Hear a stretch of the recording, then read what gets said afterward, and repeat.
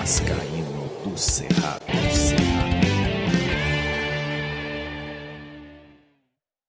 Fala galera vascaína, eu sou o Thiago Fontes, falo de Brasília, Distrito Federal, trazendo mais um vídeo para o canal. E antes de começar a falar de Vasco, eu vou só pedir para você deixar o joinha, dar uma fortalecida no canal aí, se inscreve para a gente poder chegar a 72 mil inscritos no canal, graças ao seu apoio e à sua força. Quero agradecer a minha parceira 1xBet também, tem dado um apoio ao canal. Lembrar que ontem a gente bateu mais uma, eu falei que o América ia vencer, venceu com 2-0 aí na Copa do Brasil, né? Ganhou do CSA. Hoje tem outro jogão na Copa do Brasil. Já dei uma dica do jogo do Bragantino e Atlético Mineiro para o Campeonato Brasileiro. Agora vamos de Copa do Brasil. Às 19 horas tem Ceará e Tombense. O Ceará ganhou fora de casa por 2-0.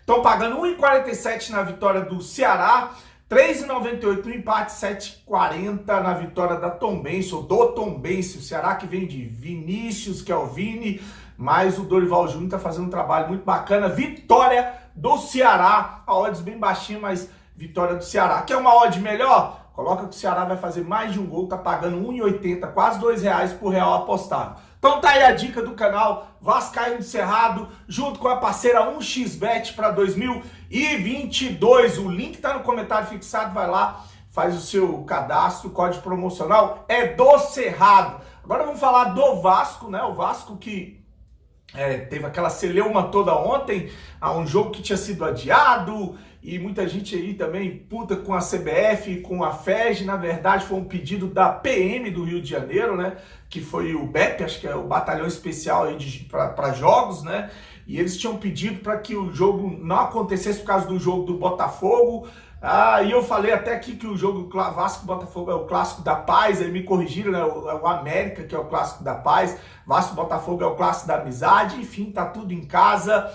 E foi uma movimentação política, como eu falei no vídeo de ontem, do Carlos Osório, junto com outro político aí envolvido com uma FEG que conseguiu reverter esse quadro, enfim. Jogo no domingo contra o Bahia, o Vasco que voltou a treinar ontem, parece que o Eric tá inteiro para a partida, vai para o jogo também.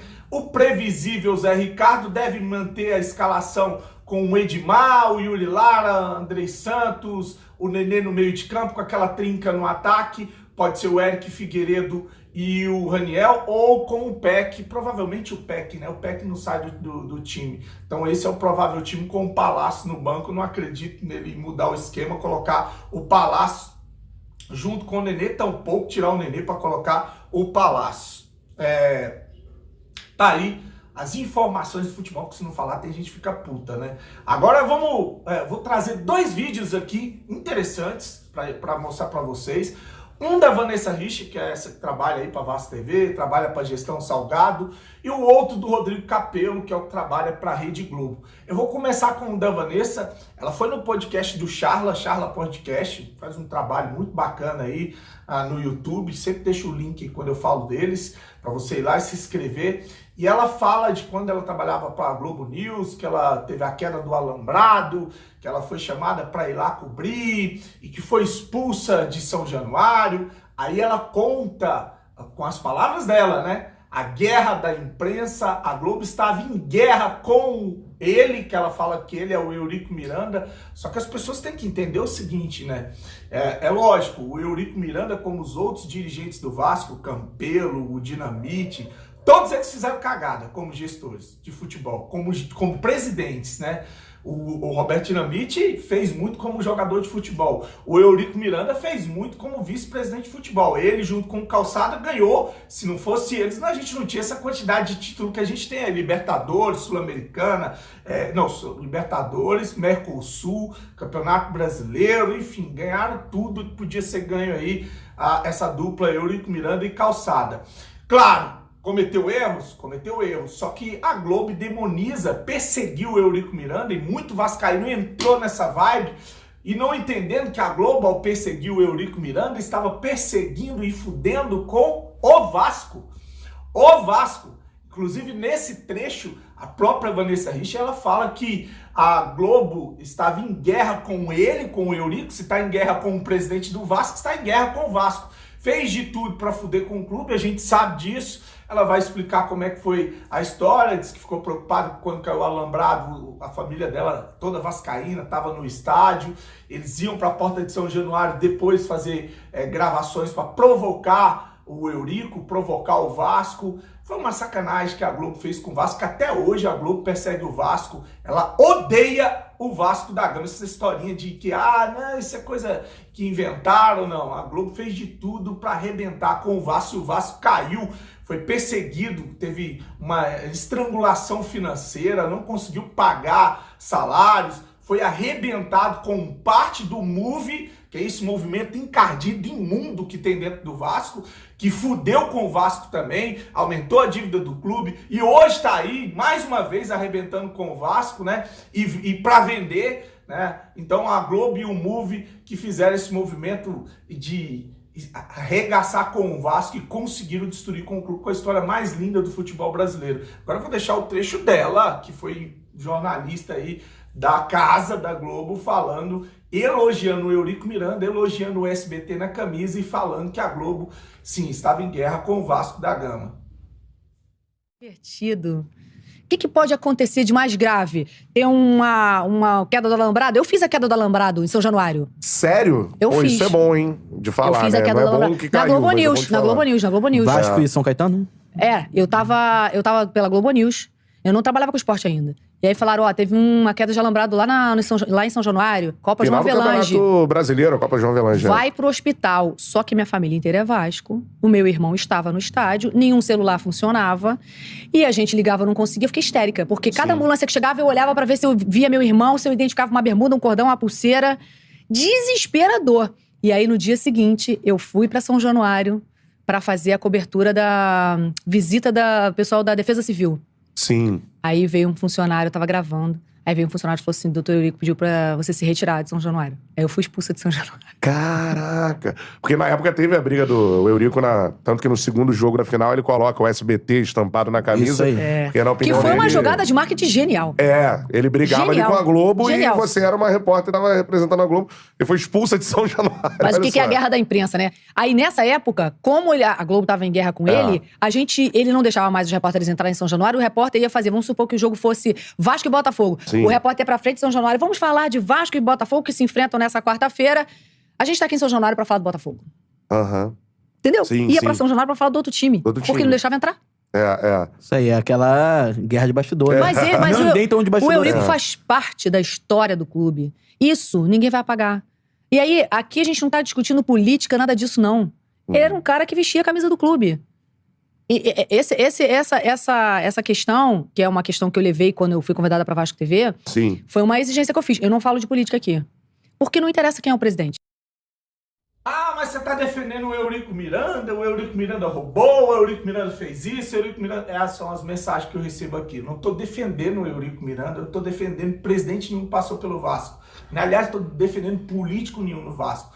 Eu tô expondo mais uma vez essa emissora nojenta, essa emissora que sempre manipulou o futebol no Brasil por interesses escusos, por causa de dinheiro, né?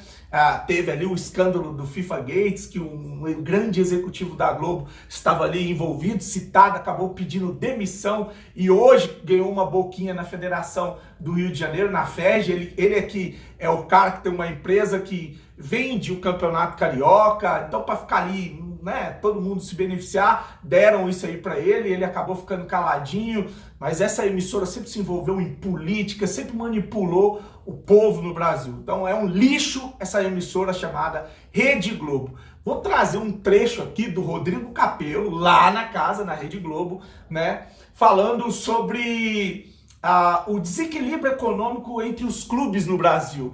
Tem uma frase que ele usa ali que é bem interessante. Ele fala assim, o futebol que foi privilegiando os clubes de maior torcida porque eles têm uma entrega econômica ou uma entrega comercial. Quer dizer, o futebol sempre privilegiou os clubes de massa, de torcida, fora o Vasco por causa desses problemas que a gente mostrou. Ele sempre beneficiou esses clubes. Por quê? Porque esses clubes rendem dinheiro. Basta você ver o sorteio da Copa do Brasil, o Roger Flores conseguiu a mágica, proeza em 2 anos seguidos, de não colocar clubes grandes para pegar clubes grandes nas oitavas, nas semifinais. Sempre eram os pequenos contra os grandes. Por quê? Porque assim rendia mais dinheiro, dava mais ibope, não tinha interesse em meter um Palmeiras e Flamengo numa oitava de final da Copa do Brasil. Esses jogos tinham que ser lá para semifinal ou final. Então é tudo manipulável. Depois desses escândalos é que começou a acontecer uns sorteios mais honestos aí, né? Mas ficou muito evidente como é que as coisas são no Brasil. O que manda é o dinheiro. Basta você ver o VAR. O escândalo que é o VAR, o que aconteceu em São Januário com o Vasco, o que aconteceu com relação a muitas decisões do VAR no Campeonato Brasileiro, sempre privilegiando alguns times, sempre prejudicando outros.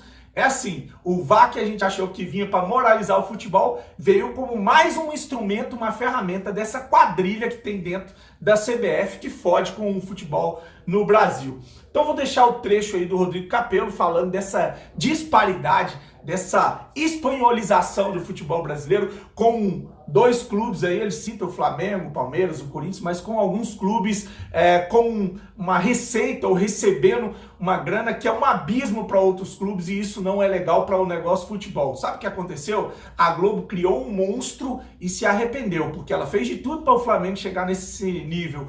E quando o Flamengo chegou, o que ele fez? Foi criar uma MP do futebol junto com o Bolsonaro para fuder com o Campeonato Carioca, e tirou das mãos da Globo, ferrou com a Globo em outras ações, agora está encabeçando o clube dos 6, com uma liga que vai tornar o futebol brasileiro independente, né? Com o Flamengo, Palmeiras, Corinthians, São Paulo, Santos, o Bragantino.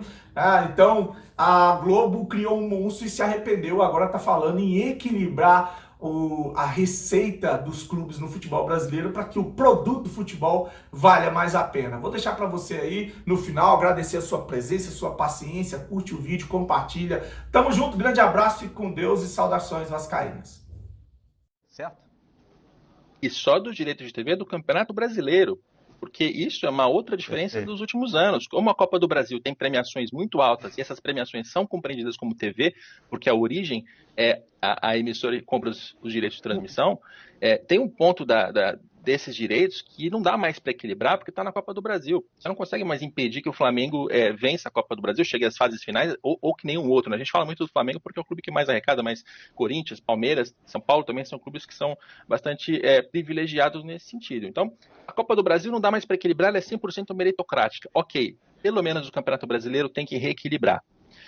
E aí, quando a gente puxa um histórico do futebol brasileiro nos últimos anos, né, na verdade quase décadas, a gente encontra um futebol que foi desequilibrando, que foi privilegiando os clubes de maior torcida, porque eles têm maior entrega comercial, eles dão mais audiência, geram mais anunciantes para a emissora, etc. Na hora da negociação, eles têm um poder de barganha mais forte, e como a negociação foi feita de maneira individual e isolada nas últimas décadas, esses 2 clubes, principalmente Corinthians e Flamengo, conseguiram aumentar a diferença em relação aos demais, né? E quando a gente olha para o futebol brasileiro como um todo, não é saudável que isso aconteça.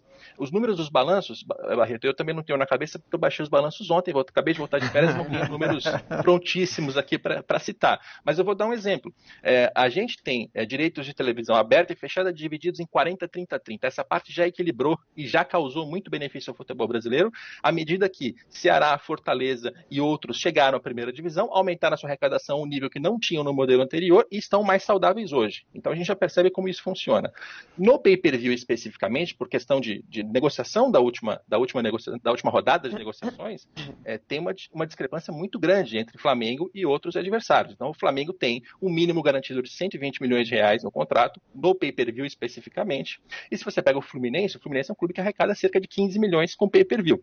Você vai dizer, mas o Flamengo gera muito mais pacotes, mais assinantes, ele vende mais. É verdade, mas ele gera tanto a mais. Assim, para ter esse tipo de desnível entre Flamengo e Fluminense, não estamos nem falando de Flamengo e Chapecoense. A gente está falando de Flamengo e Fluminense. Tem que ter esse desnível tão grande também no pay-per-view? Minha opinião, não. Então, esse é o momento em que, nessa colisão de dirigentes, eles precisam achar uma maneira de reequilibrar um pouco, porque nunca vai reequilibrar totalmente a parte financeira do nosso futebol.